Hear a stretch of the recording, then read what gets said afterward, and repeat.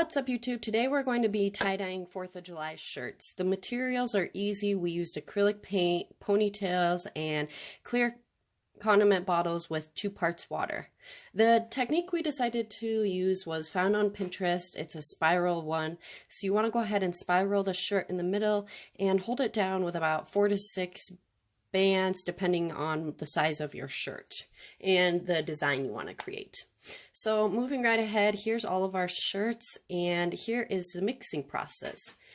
So a few of the things I read was 2 parts water, 1 part color. I've never tie-dyed shirts with this technique, so I wanted to go ahead and give it a try.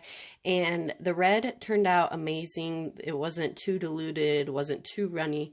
Now the blue, on the other hand, I put a little bit more water into it, so that made it more runny. And in the end result, I ended up spilling out part of the water just so there was more color and not so much runniness to it.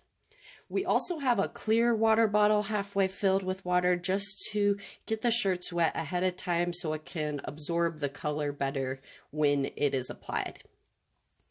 Okay, moving right along here after mixing up the blue is the first shirt we attempted.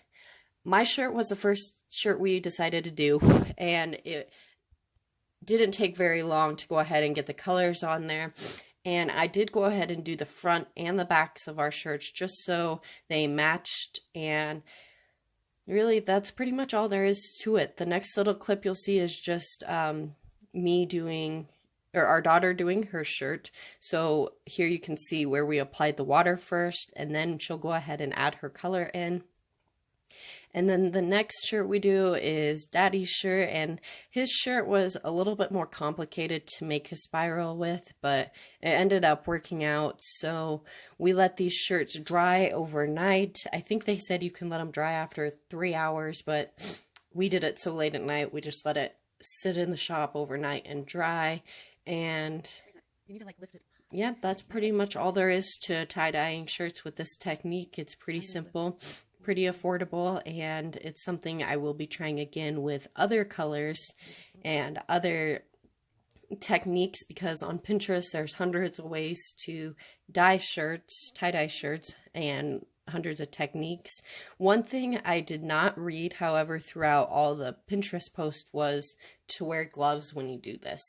So I highly recommend getting a pair of disposable gloves and putting those on, because otherwise your hands will end up looking like this. And if you don't wash them in time, they will be stained. So here's the end result of our shirts. My daughter's, our Daddy's shirt, and here's the back of her shirt, the back of his shirt, and my shirt. So it was a successful 4th of July. I want to mention, if you do like this video, please go ahead, like and subscribe for future content.